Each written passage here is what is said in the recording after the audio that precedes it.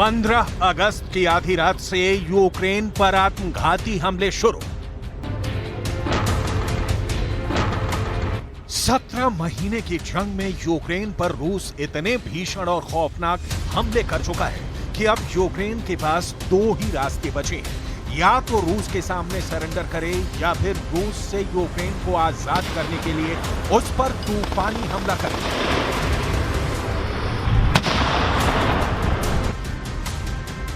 खबरों के मुताबिक 4 जून 2023 से शुरू हुआ यूक्रेन का काउंटर अटैक अब आत्मघाती होने जा रहा है।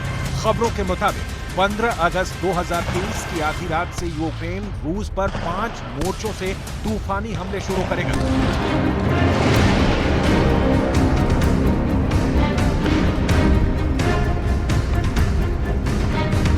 क्योंकि रूस के मौजूदा हमलों से साफ हो चुका है कि रूस पूरी तरह से अब पूरे यूक्रेन पर कब्जा करने जा रहा है।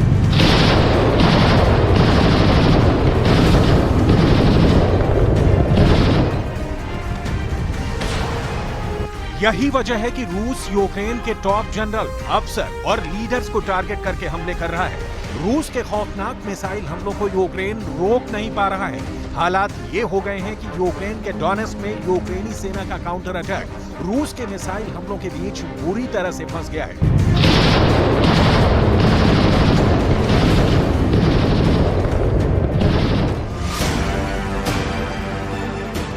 अब खबर आ रही है कि डोनेट्स्क में ही यूक्रेन के करीब 20,000 सैनिक रूस के तूफानी हमलों के बीच फंस चुके हैं।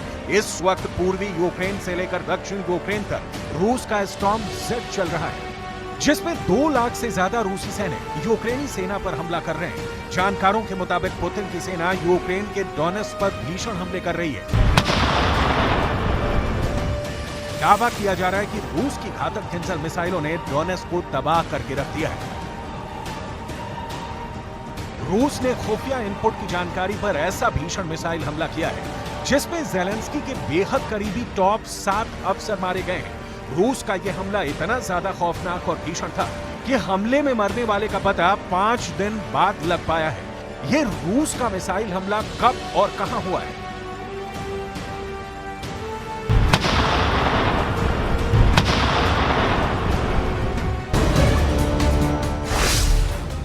एक झटके में मारे यूक्रेन के 7 टॉप अफसर।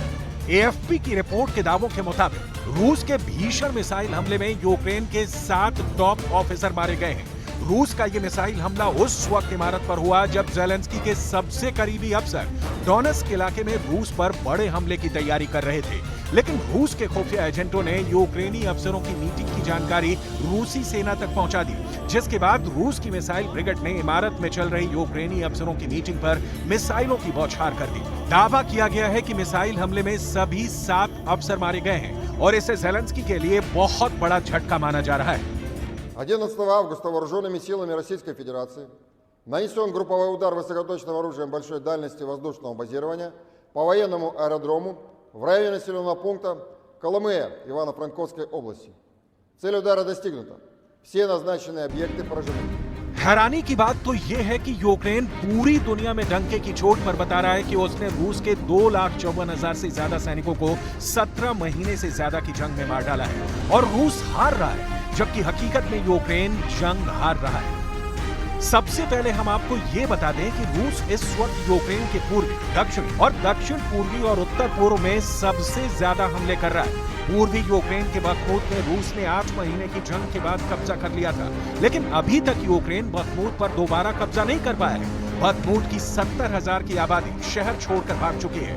वहीं दक्षिणी पूर्वी यूक्रेन के शहर ज़ापोरिज़िया में रूस के प्रचंड हमले ने यूक्रेनी सैनिकों को तबाह करके रख दिया है। दावा किया गया है कि महज 36 घंटे में ही ज़ापोरिज़िया में 5,000 से ज्यादा यूक्रेनी सैनिक मारे जा चुके हैं और नाटो के हथियार रूसी सेना के सामने नाकाम साबित हुए।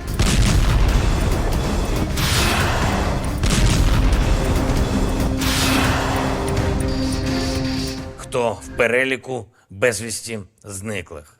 На щастя, вдається повертати наших. І важливо, що це спільне завдання. Завдання і тих, хто організовує обміни. Єрмак, Буданов, Малюк, Клименко – дякую хлопцям. І завдання тих, хто поповнює для нашої держави обмінний фонд. Кожен, хто бере окупантів в полон на фронті, хто активний на передовій, кожен такий наш воїн. 40 मिनट में पुतिन का 400 मिसाइल से हमला। भले ही नाटो यूक्रेन को 20 लाख करोड़ के हथियार दे चुका हो, लेकिन अभी तक यूक्रेन रूस के खिलाफ अपने काउंटर अटैक को कामयाब नहीं बना पाया है। हालात ये हो गए हैं कि इस वक्त रूस यूक्रेन के कमजोर एयर डिफेंस सिस्टम का पूरा फायदा उठाते हुए रॉकेट और मिसाइलों की बरसात से यूक्रेन को तबाह करता जा रहा है। हम आपको पूर्वी यूक्रेन के पोक्रोव्स्क शहर में रूस के मिसाइल हमले का ऐसा खौफनाक आंकड़ा दिखाते हैं जो दिखाता है कि रूस के मिसाइल हमले कितने तीखे और प्रचंड हो चुके हैं। एएफपी की रिपोर्ट के मुताबिक 7 अगस्त 2023 को रूस ने पूर्वी यूक्रेन के पोक्रोव्स्क शहर पर भीषण मिसाइल हमला किया था।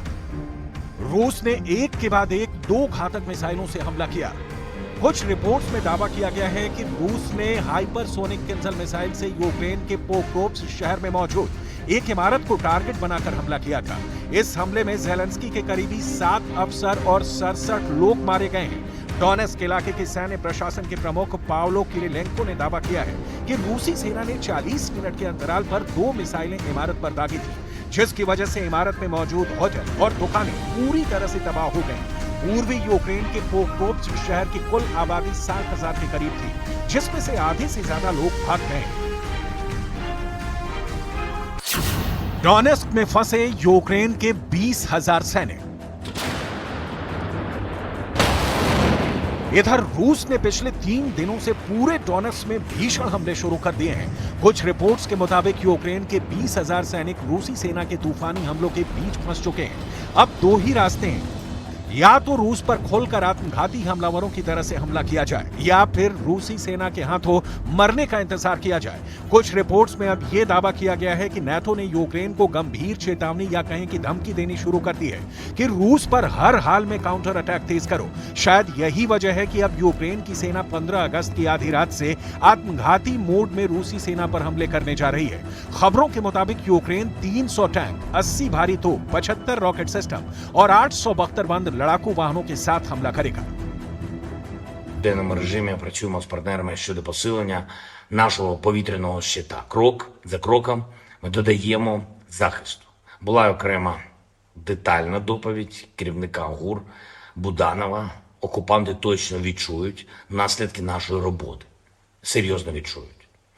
Ми готуємо низку міжнародних заходів. Тиждень буде дуже важливим для України, для нашої зовнішньої політики. Залишається місяць до старту нового політсезону.